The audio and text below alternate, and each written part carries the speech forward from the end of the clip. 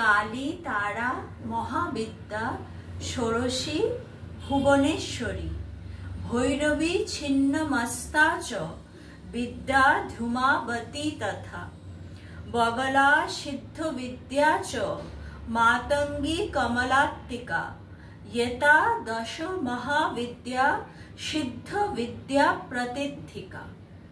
এবার আজকে ভাদ্র মাসের যে অমাবস্যা, এটাতে আমাদের যে দশ মহাবিদ্যার যে অন্যতম যে একটি রূপ মা তারা, সেই মা তারার উপাসনা করা হয়।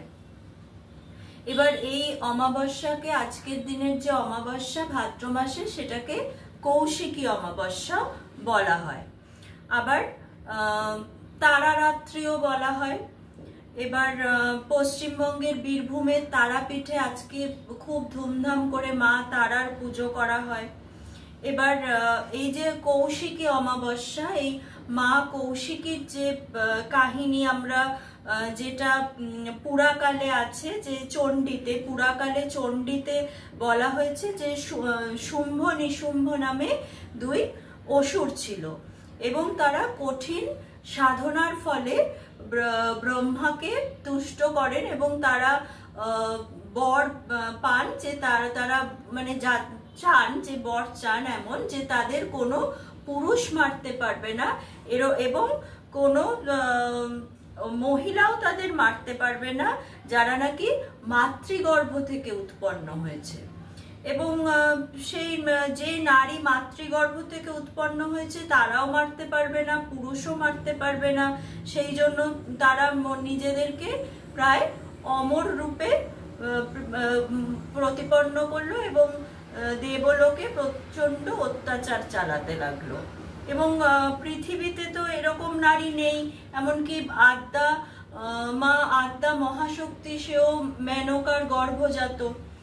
এবং এবার কি হয়েছে যে পূর্বজন্মে তো আমরা জানি যে পার্বতী যখন সতী রূপে যজ্ঞস্থলে আত্মাহুতি দেন, তখন পরজন্মে তখন সে কালো রং তার হয় এবং তাকে, পার্বতীকে এই জন্য মহাদেব কালী বা কালিকা রূপেও ডাকত।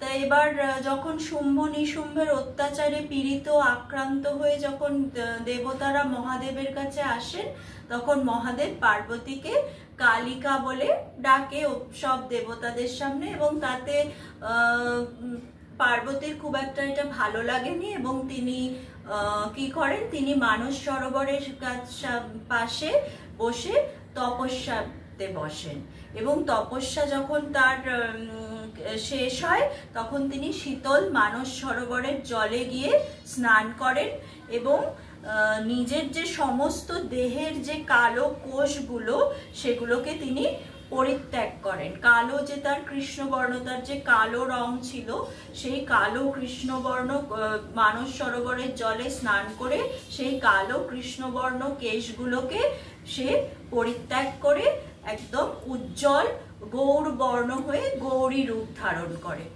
এবার কি হয়, এই যে তার যে কোষগুলো, এই কালো কোষগুলো থেকে দেবী কৌশিকীর জন্ম হয়।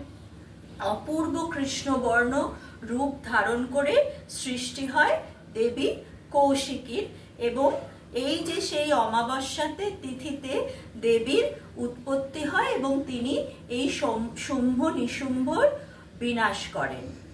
এবং এই যে অনন্ত মহা মায়া রূপী কৌশিকী আজকে পুজো করা হয় এবং এটাই কৌশিকী অমাবস্যা, যে আজকের নামে এই দেবীর, কৌশিকী দেবীর নামেই আজকের অমাবস্যা।